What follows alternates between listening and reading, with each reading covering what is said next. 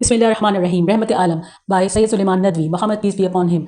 Mercy for the Universe. Translated by A.Rauf Luther. Chapter-33. Battle of Khyber. Part 2.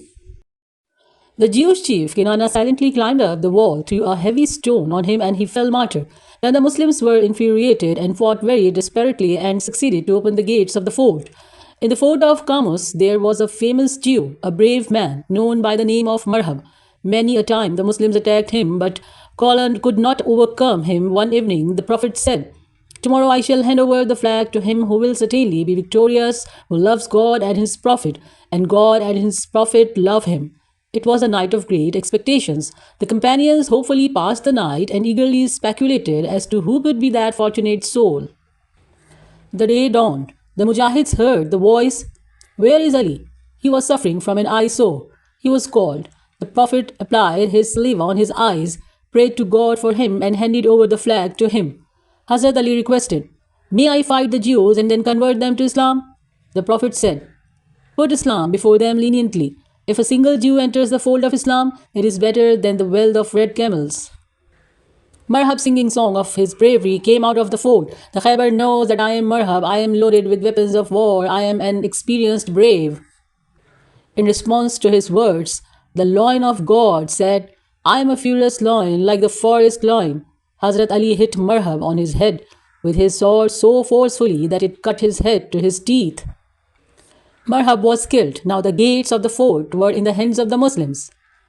15 Muslims had fallen martyrs in this war. The Jews came to a compromise. A treaty was executed that the land be left with the Jews, and in turn they should have to pay its produce to the Muslims.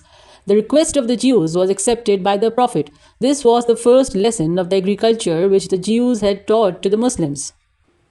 The Prophet took pity on them and accepted their condition for peace with them. Half of the land of Khyber was distributed among the Mujahids, and the rest of it was considered to be the property of the central treasury.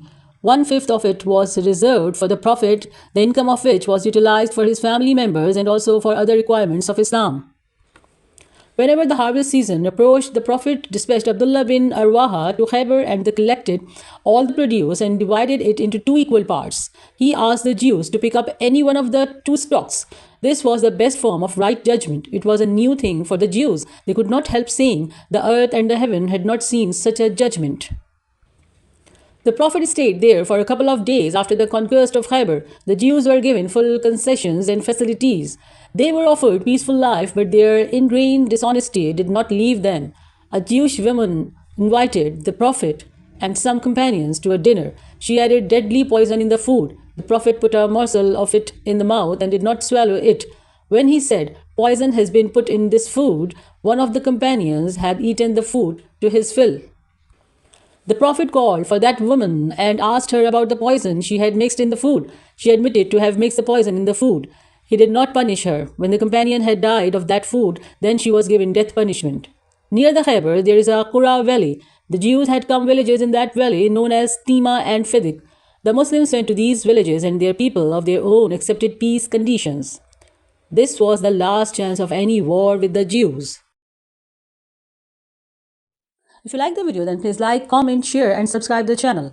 Hit the bell icon and click on all. Thank you. Jazakumullahu khairan kathira.